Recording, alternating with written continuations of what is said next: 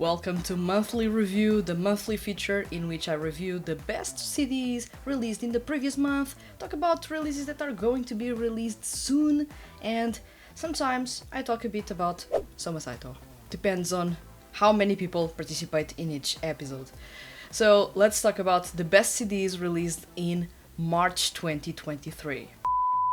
Now, let's not kid around and not say that March was one of the best months so far in the year. Well, I must say, it is so far the best month of this year in terms of quality and volume of releases. There was too much to pick from, and I had to be choosy in this section because otherwise I wouldn't stop talking about all the awesome releases that dropped in March. So this time around I brought you 4 CDs. I should have brought 3, but I need to speak about these 4 CDs. And first off, it is Sir Vanity's Midnight Sun. It is scary how perfect Sir Vanity sound like, and I really don't know what to expect from here, but Midnight Sun is absolutely amazing. It follows a connective thread between the songs, the themes are pretty much the same, and the tone is actually, even with its differences between fast-paced rock, acid jazz, and even, I wouldn't say a heavier brand of rock, but well, it's a bit closer to that. The band actually is cohesive in its sound and pretty much consistent in the way they present their music to the listener. I love, and I've said it countless times, the bass lines for Sir Vanity, and that's because Satoru Kuwabara is crazy when it comes to the bass line. Really, really crazy. You can hear that bass line from miles away. It is that punchy and that prominent within the composition. So in this mini album you have that and more. At the same time, we have for the very first time a song that would fit within the acid jazz category, and I need to check the name so that I do not say the wrong thing. It is Tome na Watashi. This song is so groovy, and it feels like a fever dream in the 80s. It's so elegant, it's so stylish, it's so warm and laid back at the same time that I couldn't stop myself from listening to this song time and time again.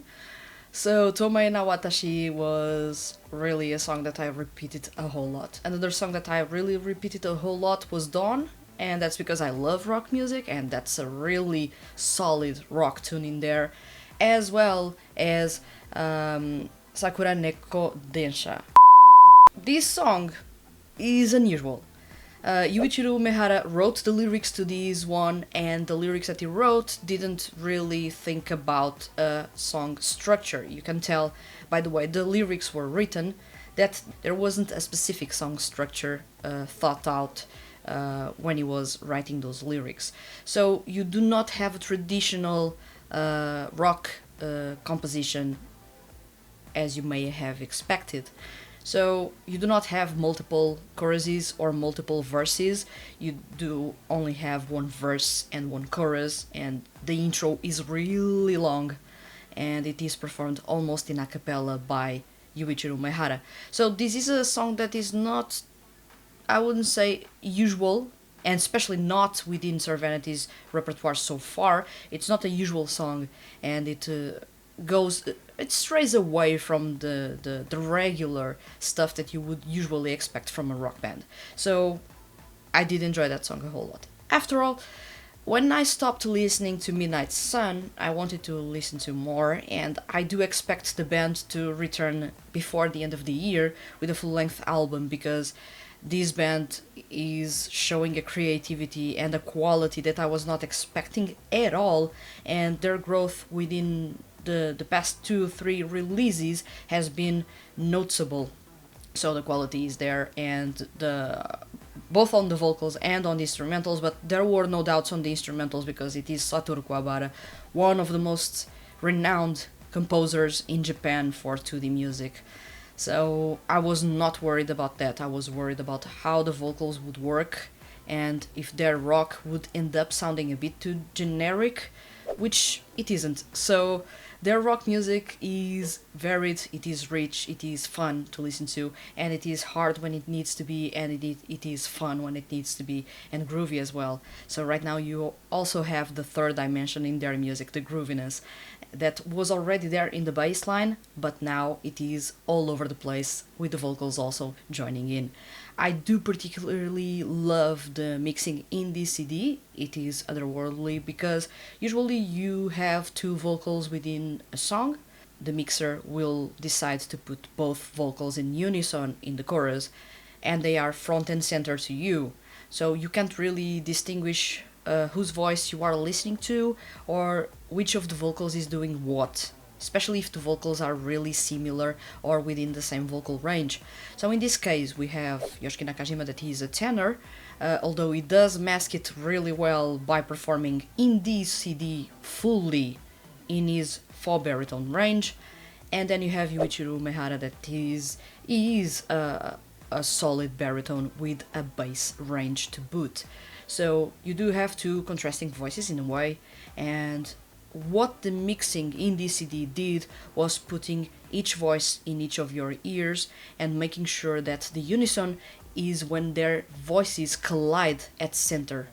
So you do have their individual voices, and the unison is made by colliding the voices at center. So you get to listen to a more dynamic performance than you would have usually with 2D groups or even some seiyuu units or bands out there. So I do love this a whole lot. The mixing is outstanding, the compositions are ridiculously good, and the vocals, well, I can only say that they are getting better with time, and they were already good. I'm being quite impressed by Yuichiro Umehara, that has grown a whole lot as a singer, and now is really confident, and he can tackle everything with a lot of power. So I'm curious to see where he can take his vocals next, and if he can keep up with Yoshiki Nakajima. So Sir Vanity's Midnight Sun is one of the highlights of the month, and easily one of the CDs running for Best Album of 2023. Then we have UMake with Atmosphere. Now, it is yet another CD with Yoshiki Nakajima in it, although this unit or group has Kentito as well in there. So the dynamics are a bit different in here. In here, Yoshiki Nakajima performs fully as a tenor, and really high, more so than usual. And Kentito is in charge of the midtones and some of the high notes at times. And their sound is known for being really cozy. And this is something that I really stress when I write about UMake. Their music is not that impactful, however, you know that when you listen to UMake's music, you are listening to their music to relax, to feel loved, to feel that warm embrace after a tough day of work. So UMake's music gives off that vibe, and I do love it a whole lot.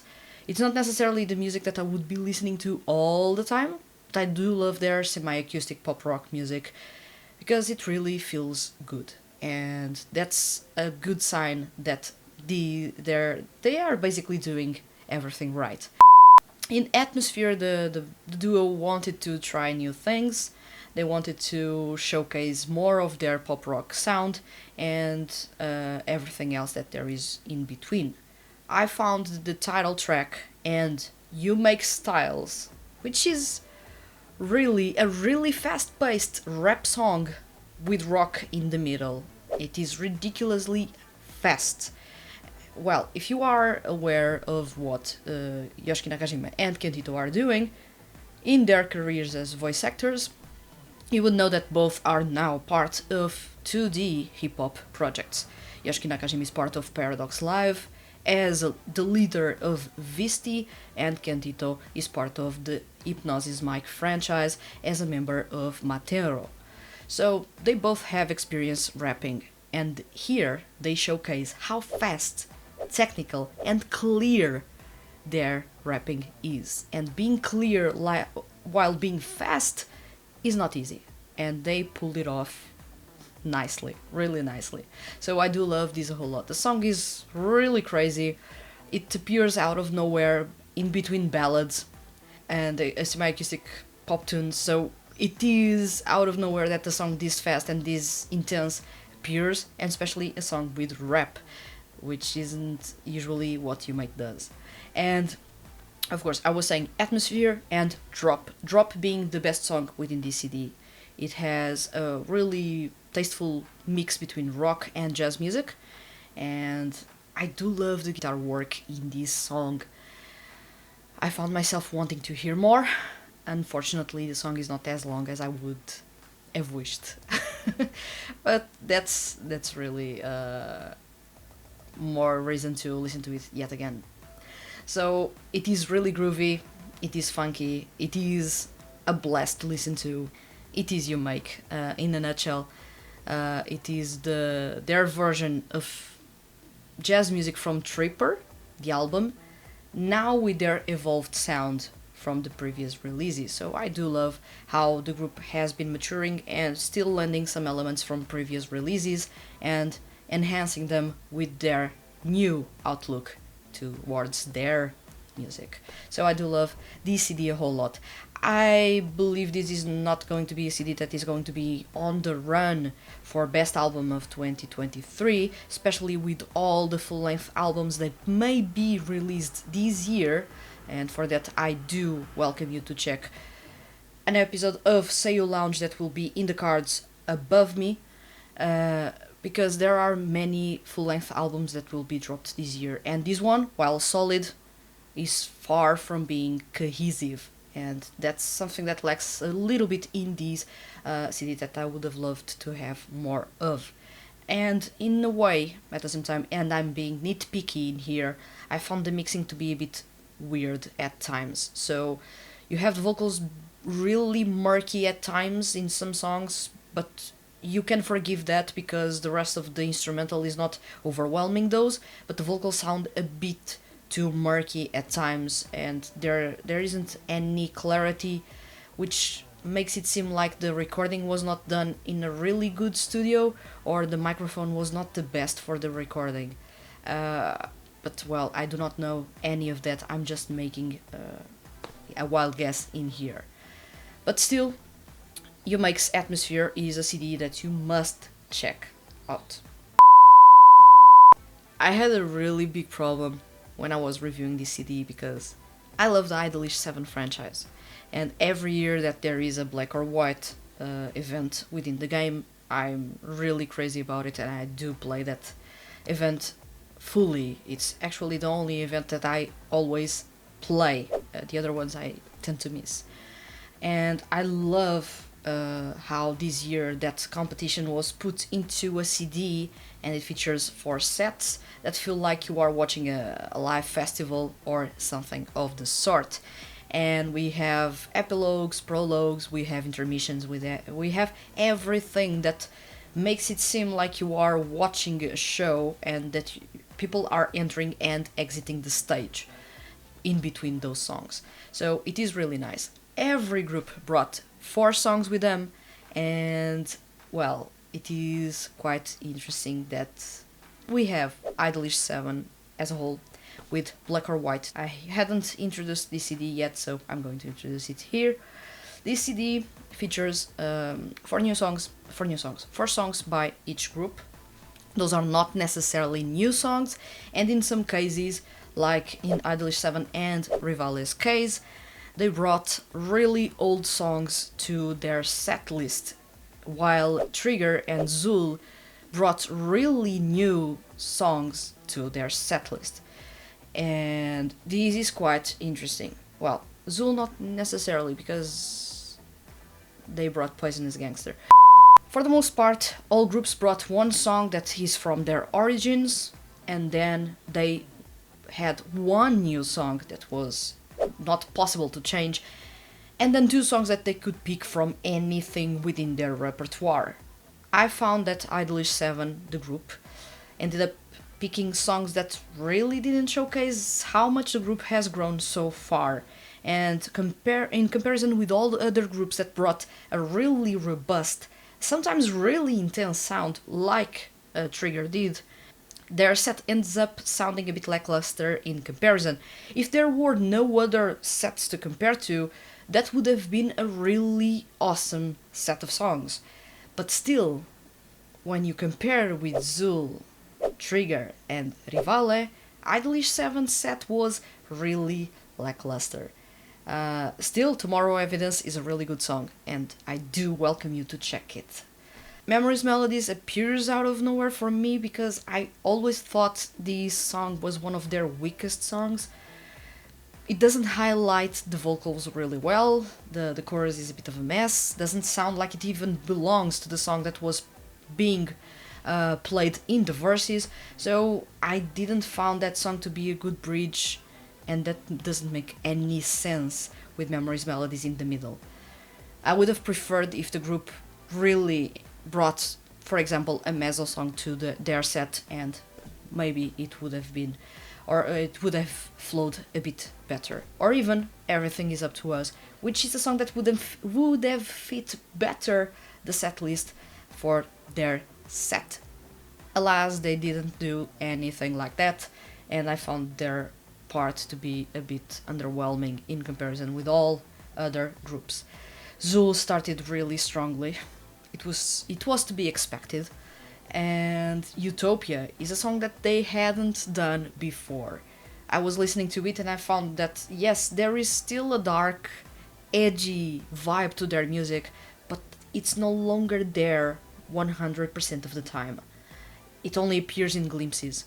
Their sound is clearer right now, and they have a really unique beauty going on in there, courtesy of the vocals by Haruka, voiced by Yuya Hirose, and Minami, voiced by Kotaro Nishiyama. They are in charge of the brighter, ethereal side of ZOOL, if this makes any sense to you. On the other side, we have Toma, voiced by Subaru Kimura, and Torao, voiced by Kondo Takashi, and they are in charge of the edgier, aggressive side of ZOOL, at least within this song. And as I was listening to it, I found the chorus to be amazing. It's hard to explain how good this chorus is, but if you have the time, do listen to it. However, a really good thing that I want you to pay closer attention to is the bridge. We go from a really dark, gritty, and dirty rap part with muffled vocals by Subaru Kimura to a really clean, ethereal, and almost dreamlike soundscape and performance by Yuya Hirose leading up to the last chorus, and it is mind-blowing what happens in there, and as well as how smooth the transition is between something so drastically dark and something so drastically lighter. So it is really interesting the dynamic that they had in there and how much they were able to make those two sides of ZOOL stand out without sounding out of place. A thing that I didn't enjoy in this set is the inclusion of Bang Bang Bang, because I found that song to be a bit redundant in terms of sound and lyrics, so it is weird to find that song in there. I would have preferred something more intense, or something from, for example, Zenith in here. But still, this was a really solid set that showed that ZOOL entered this competition to basically win it.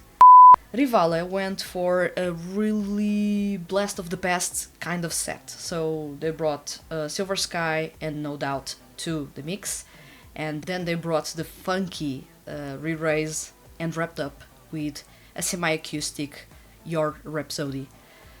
Well, it is a set as expected by Rivale. I was expecting something more, honestly, because the group has been showing a lot of quality in recent releases. Your Rhapsody is not necessarily a bad song, but it's not necessarily a highlight as well. So it seems like it was a really solid set from start to finish, but not one that you would deem a winner in a competition. It is really interesting to see their evolution from their intense EDM sound to this mellowed out, mature jazz meets pop sound. Still, it feels like something is amiss there's, I feel like, no want to win something with this set. It's too conventional. It's too safe. Still, really, really, really good. I would rank it out of the 4 sets as the third best one, with Idlish 7 being below it, ZOOL being above it, and of course Trigger being on top.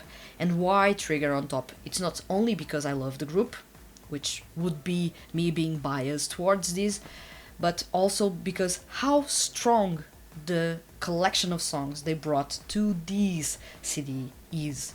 They didn't spare any punches in here. They really went for it and brought not only Diamond Fusion, which is the song that is titular for their debut, although it wasn't the first song that chronologically Trigger released for us, fans. This is the song that opened the doors for their career within the franchise. So this is the debut song for them, Diamond Fusion. And Diamond Fusion, of course, it is bloody amazing. You already know this song by heart, I believe so. Also, it is followed by Daybreak Interlude, which is the song that earned Trigger their very first #1 on Oricon's weekly charts. And also the very first time that a 2D group actually managed to get that #1. So it is an iconic song. It has a lot of history going on, not only within the game, because it is from a really important part within the story, but also because of the history that it made outside of the game. And this is a really iconic song with one of the most amazing synth lines I've ever heard. And at the same time, we have Crescent Rise, because, well, you do not have a really intense set without Crescent Rise that is all about intensity, dark, and a gritty sound in there. And it still sounds as good as when it was released in 2020 or premiered in 2019. So this is a song that still sounds good and feels really well in the intensity in this set. And to wrap up, Be Authentic. I confess that I wasn't expecting what we got in here. Really. And as I say this, I feel like I want to listen to this song again. Because Be Authentic is a blast of the past. It is an 80s song, basically. It is a modern take on 80s pop music. And it is so funky, so groovy, so mature at the same time that is retaining that sexy, alluring vibe that the group has since their debut. It's unreal how good this song sounds like. For many people, this will be a weird song to listen to. Maybe you will be thinking that Be Authentic goes in the same lines as Suicide. It's not really a song that Trigger would normally do or perform. However, it feels really good to listen to it. I feel like this is a continuation of the work they have been doing since Hidden Region, and I love to find Trigger Hidden Region. Well, we can go back even to Treasure.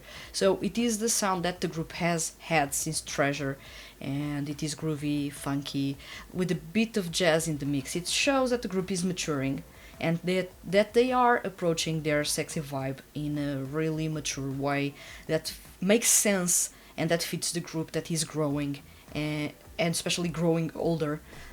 So it really makes sense, this type of sound.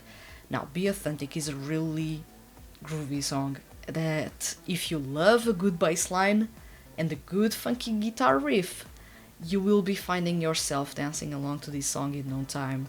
I know for sure that this is a song that hasn't left my head since I listened to it, and this is ridiculous how good they sound like. And still having a Rhodes piano as a solo instrument within this song is... I love all the surprises going on in this song. You can really tell that Trigger, with this set, and especially with Be Authentic, they really want that crown for them, or that throne for them. It was once theirs, so now they want to claim it again. And it makes sense. Listening to their set, you can really tell that they want it most or at least more than anyone else in this double CD. Be Authentic is so fun to listen to, and I love the little details on the vocal end. Especially if you pay close attention to Trigger songs, you will know that they rotate their center per song. While 10, voiced by Soma Saito, usually is the tenor that leads the way, is the center for this group. There are songs in which they shift things around and there are other centers. So you can have Gaku voiced by Wataru Hatano or Ryunosuke voiced by Takuya Sato taking the lead and being the center, and that has happened multiple times in the past.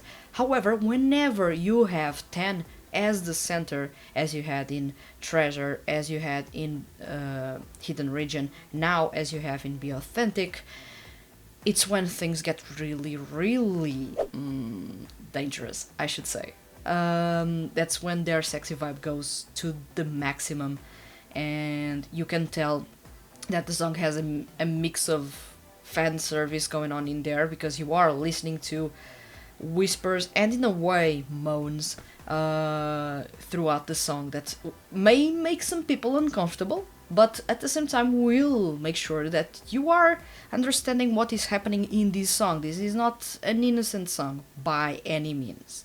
It is more explicit even than Risky Nakanojo song performed by Ryunosuke. So you can really tell that Trigger went all out and that this song is not to kid around.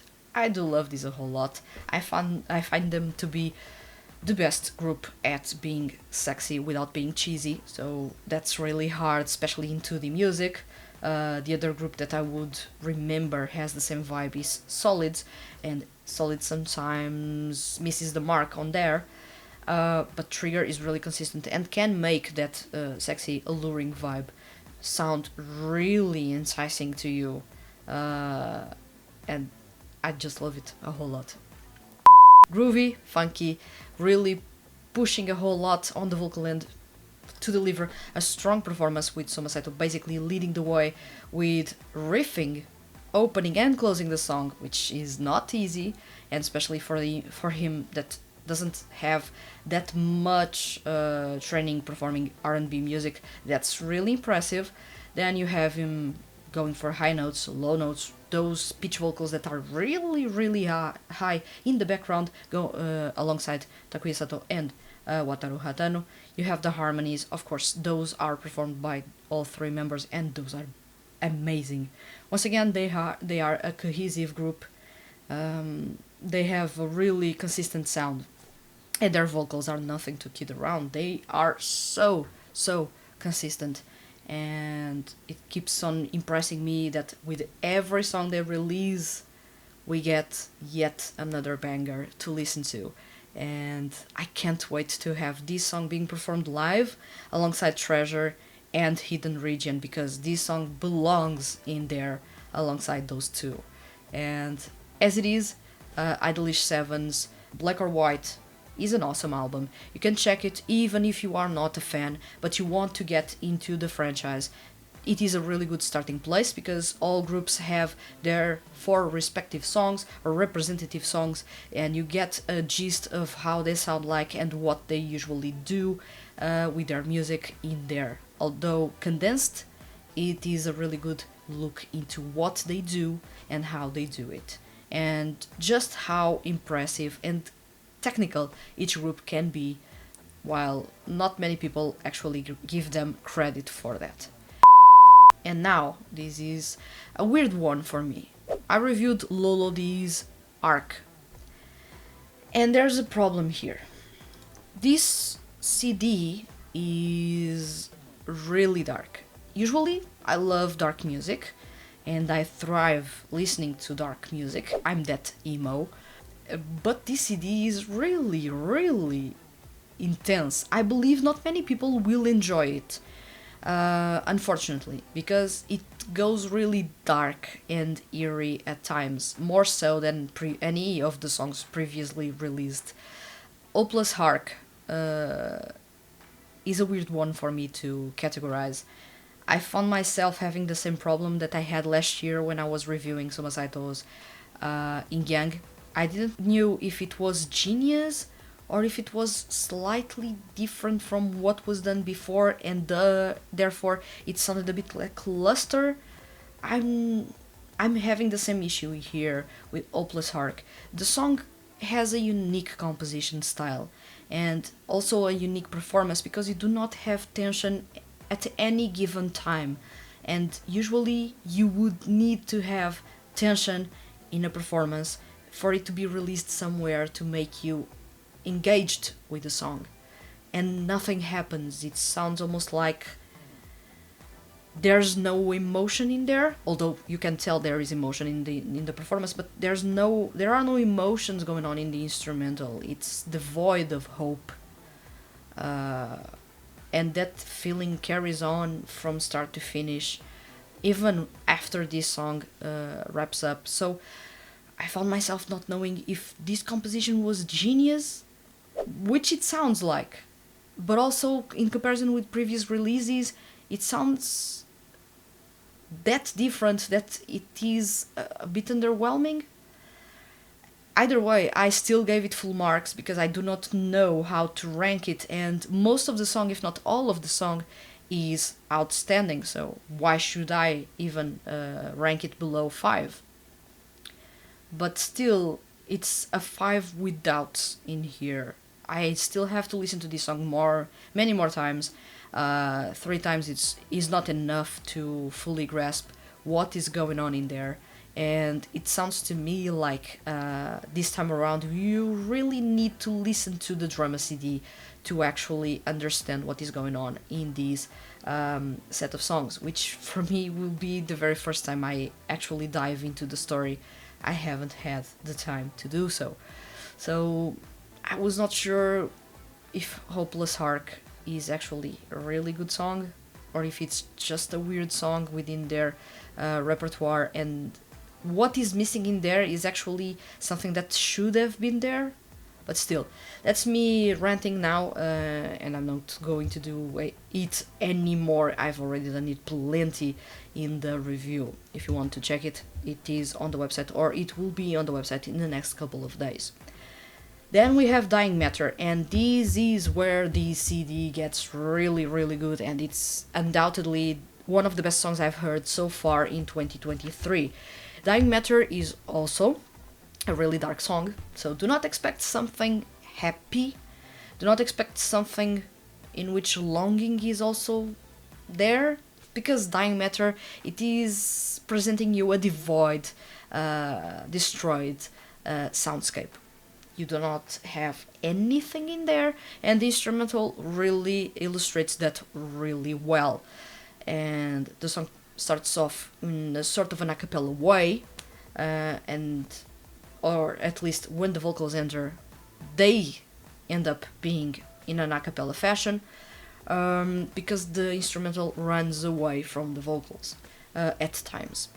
This is really a tragic song, and I found myself impressed by the way Takeshi Hama made it sure to have that dreading feeling going on in there with a slight tweak in the composition. So, usually Takeshi Hama brings an orchestral style of composition. It is his trademark, and for Loulou it is their trademark as well.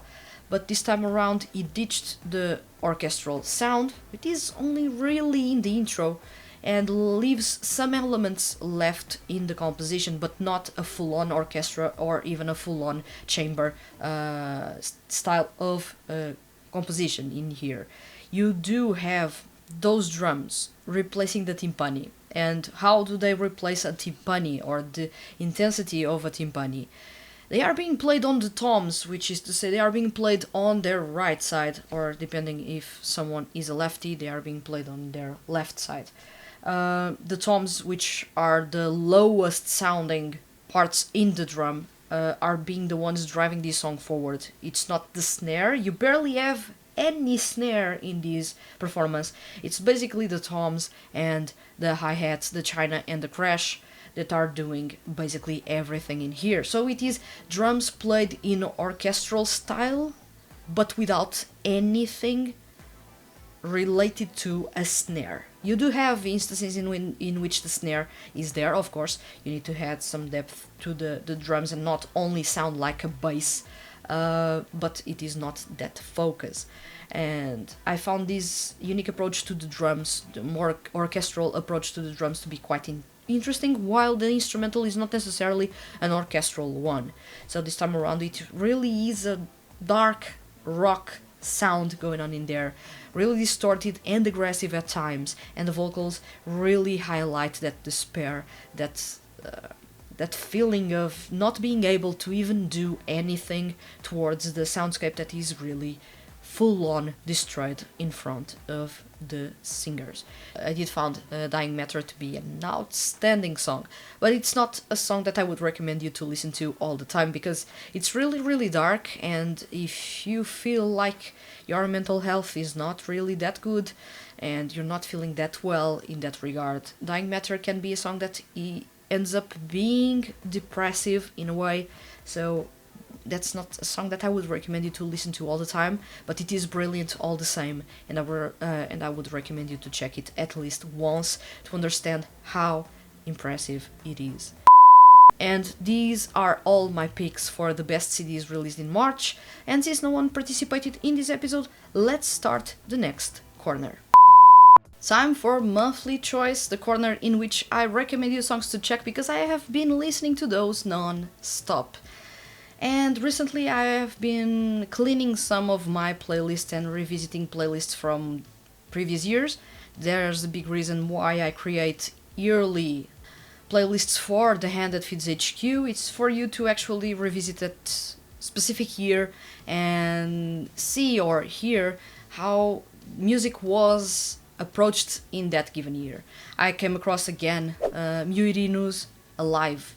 This song is from the CD Life Is, and I love that CD a whole lot. It has its ups and downs, however, most of the songs are really, really good in there. And Alive is one of the most beautiful songs I've heard from Myurino. Then again, Myurino has plenty of awesome songs, and he excels in R&B ballads, which aren't easy to pull off and require a lot of technique to do so. And he has such a gentle tenor voice that he can easily add so much emotion to those songs that you will find yourself with goosebumps all over.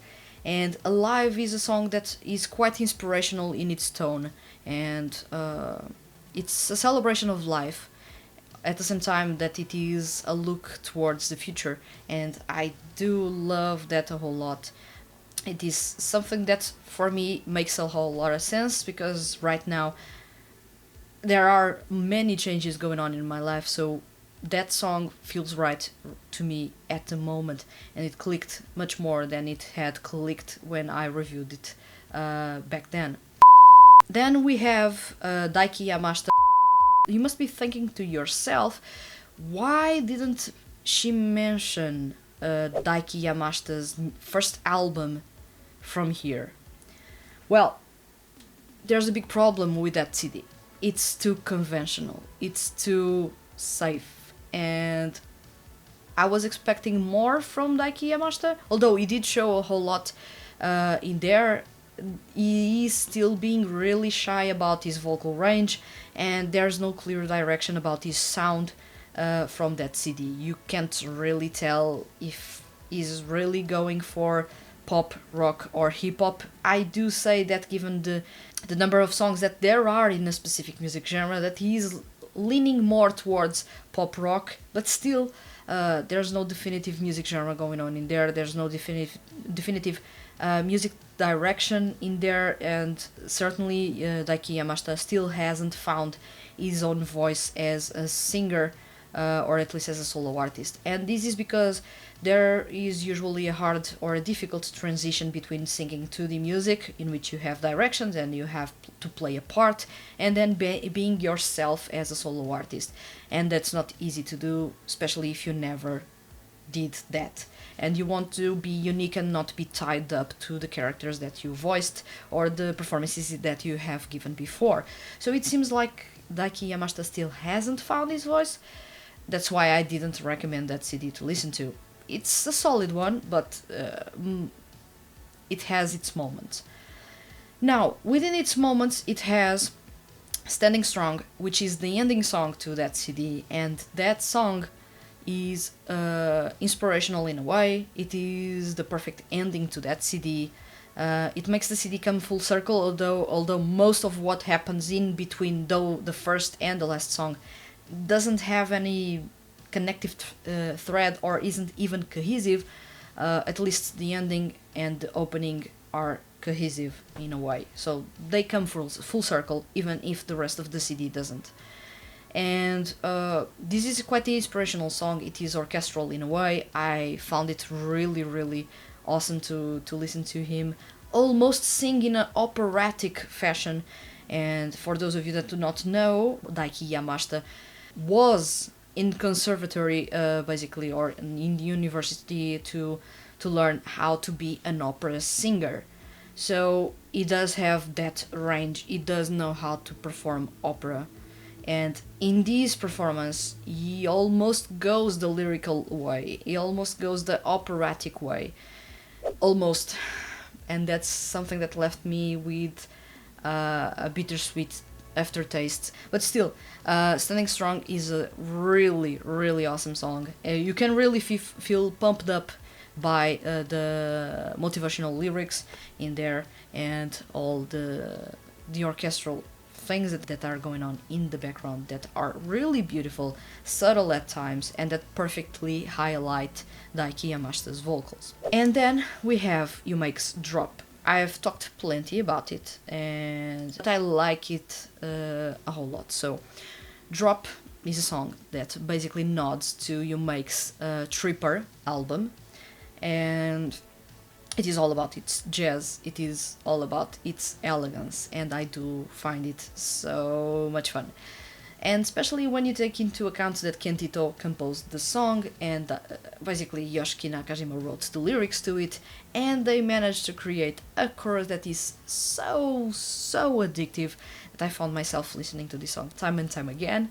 It really puts a smile on my face that they are really growing before my eyes, and Drop is really a good example of that. It is delicate, dreamy, because it has a lot of atmospheric synths, but at the same time it is a really stylish brand of jazz music, and it fits really well with UMake and their voices. So this is a song that I recommend you to check, especially if you love jazz music or are curious about jazz music. So that's all for my suggestions in monthly choice. This episode is sponsored by all the Hand That Feeds HQ's patrons on Patreon. A big thank you for the support. Now it's time for music in the horizon, which is to say, let's talk about the CDs that are going to drop this month, April 2023. April keeps up with the same vibe as March, as we have some heavy hitters in this month. We have Yumuchida with Salt and Sugar, the single. It sounds to me like it is going to be a bubbly title track, but as I usually say, Yumuchida's best songs are usually the B-sides, especially in single releases, so I'm looking forward more to the B-side tracks than to the title track itself. It sounds more like the happy-go-lucky type of song, that it's not really my style, so I'm looking forward to having or either a really awesome R&B pop tune or a really cool ballad with a bit of rock going on in there like he has had before. So, looking forward to Yumuchida's Salt and Sugar. At the same time, we have also Mamoru Miyano releasing music this month with Quiet Explosion. Now, this title is contradictory, so I'm looking forward to see what is going on with that Quiet Explosion and how that title is going to reflect itself in the songs within this single. So I'm looking forward to it. I do not know what to expect beyond the fact that Mamoru Miyano has been on a really good spell, and if he keeps going towards that R&B pop sound like he used to and like he showed in previous releases like The Entertainment or even Dream On, I'm all in for it. So let's see what he has in store for us. Then we have Aupella with Aupella 5. Now, this CD was postponed because it was initially going to be released in March, but due to production issues, it was postponed to April. Now, I'm looking forward to checking for the very first time Vadlip, the group that has as a triple kind of lead Yuma Uchida, Natsuki Hanae, and Kensho Ono. So they have a really strong leading trio that is going to basically wreck everyone else. I'm looking forward to see which type of a cappella music they approach, if they are going to the R&B way, if they are going to be more of a barbershop type of group, or even if they are going to be that clean, clear, and bright type of group. Seeing their visuals, and this may be a misconception, seeing their visuals, I believe they are going to be a bit more aggressive than just bright and preppy like Lil Happy.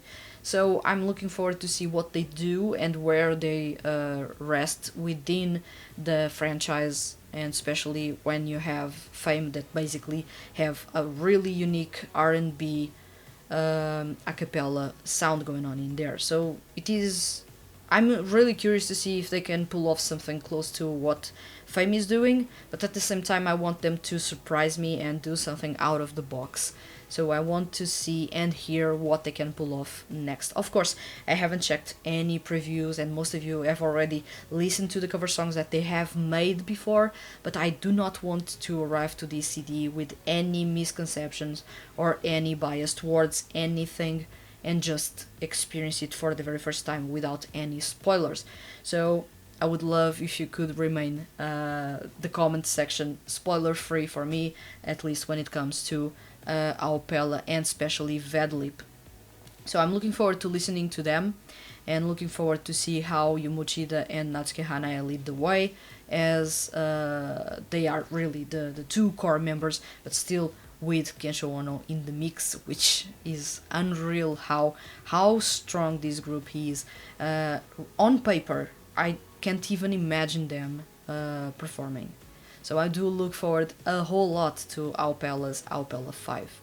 And wrapping up, we have Kranv with From Me. Well, Kranv, if you are not aware of which group this one is, because there are many out there, they are a group from the Versus Ambivalence franchise. Last year there was a voting to decide who out of the 14 members would make it to the final lineup that would have 7 members. Also, you were voicing 2 characters, and as such, only one of their characters was chosen for the final lineup. And right now, you are voicing only that character and singing as only that character that has a unique quirk in comparison to the other character that was not chosen.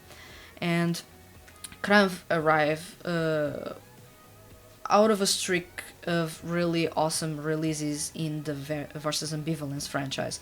I'm looking forward to see what they can pull off in there, and looking at how good their lineup is, including Shintaro Asanuma, Ayumu Murase, Makoto Furukawa, Tasuku Hatanaka, well, and many more. This lineup has everything to actually impress. They just need a really good direction, and they are in for it. They are going to dazzle. I want to see if they can pull that off. Then again, it is a group that is being managed by Nizista, which goes to say that their CDs will never be available for purchase for those living outside of Japan, which really narrows down their reach, and at the same time, while their music is usually shared on streaming platforms, they usually don't share it as it is released, so their CDs end up a bit forgotten when they are first released. It is a pity, but still, I'm looking forward to Kranv and see what they can pull off now with a really unique lineup that was not there up until now. We had glimpses of it because all members were still part of that 14-member lineup, but still, it is going to be the very first time that we have these specific 7 members in a group with their own dynamics, and we have some quirky voices in here in the final lineup, especially coming from Makoto Furukawa. So it is going to be quite interesting to check what is going on in here and what the group can pull off. And that's all for my picks of CDs that I'm looking forward to in this Music in the Horizon corner. Now, we do not have anyone participating in this episode, and usually I say that this corner ends up being a Soma Saito corner because, oh well, it seems I only talk about Soma Saito. That's not that, but I found his music and his solo career to be the most fascinating of them all, so I end up talking about it quite frequently. Now, one thing that I wanted to highlight, and maybe this is not going to be anything, but just me as a fan trying to understand what is going on. If you haven't paid attention to Soma Saito's Twitter account, there has been going on a countdown of music videos being shared in there. So we have a countdown going on in there. There's going to be allegedly 14 instances in which videos are shared. And after that 14th video, what do we get? I'm curious about it. If the 14 videos are going to lead up to the live show, well, it could be an interesting countdown. Then again, the videos are being released at odd days. They do not follow a really specific pattern. The music being shared doesn't really have anything to do with the day it is going to be shared. Seasonal songs are being shared out of season, so there's no specific pattern in here. And if you are trying to theorize about what is going on and what may be in the works for Soma Saito, there's nothing really here for us to understand. It sounds like it doesn't make any sense at all, and maybe it doesn't make any sense, or maybe Sacred Music changed Soma Saito's social media team and they decided to finally leverage the songs that he created and create short music videos for fans to listen to his music for the very first time or revisit it on social media. But I find it strange that there is a specific countdown going on with each post. So, is it intentional? I would love to believe it is intentional and that it's going to lead to something, but then again, May is just around the corner and Soma Saito is going to hold his live show, his 2-day live show in May, so this may be a countdown leading up to that live show, and we have those videos dropping at odd days and really spaced out to make sure that those 14 videos are dropped all before the first day of the live show. It may be that, but still I would love to think that there is new music coming. Those that follow me on Twitter may be aware that I'm really going through a period of time in which I need more music from Soma Saito. It's not enough what I have right now. And that's because I want more stories to unveil, more things to think about, more things to unveil. And since I have already dove so deep into My Beautiful Valentine and Yin Yang, I no longer have anything to dig from there. I've already grasped those two CDs really well, so I need something more. And I'm going through that period of time in which I need more music, new music, and there is nothing. And given how Soma Saito said that we will get new music, but just not as early as we would have wanted, makes me think that maybe this countdown is not going to lead to any music being released, but just for an announcement of a specific thing that is going to be released. If that's the case, well, perfect, because I need more music, and if I have a countdown to something that is going to be released soonish, better yet for me. But still, I found it interesting, and I do not know if you are paying close attention to that, especially if you are a Soma Saito fan, if you are paying attention to that countdown that is going on with each video that is being released on social media. So there may be something coming, but we do not know what is coming. So I would say next time we speak here, next month, probably we will be closer to the final countdown, or we have the countdown already done. So let's see what Soma Saito has in store for us, or if this is just his social media team teasing us all. And this is all for this episode of Monthly Review. I hope you guys enjoyed all the music that was released in March 2023. That there is so much music to listen to, and especially so much music to dive into. In the previous month, I said that I had a challenge of reviewing 56 CDs in a month, and that challenge went down the drain as I had other commitments in my professional life. So right now I'm picking that challenge up, and yesterday, this is being recorded on April 8th. Yesterday I reviewed a couple of CDs, 6 for these, 6, 9. I reviewed a couple of CDs, and that list that was now at 65, it's now at 56 yet again. And I have 56 CDs to review in April, but also have a really huge seiyuu digest to write for the website. So this is going to be a really interesting challenge. I do not know if I'm going to complete it because it is way too ambitious, but at the same time I'm really looking forward to diving into the music that I have in store in here, as well as you may be interested in checking my opinions of a 2D music project that I have never ever reviewed music from, and that I'm going to start reviewing music from. So it's really an awesome 2D music project. It has a couple of my favorite seiyuu in there. It was a coincidence, but there were 2 songs that struck me when I listened to previews.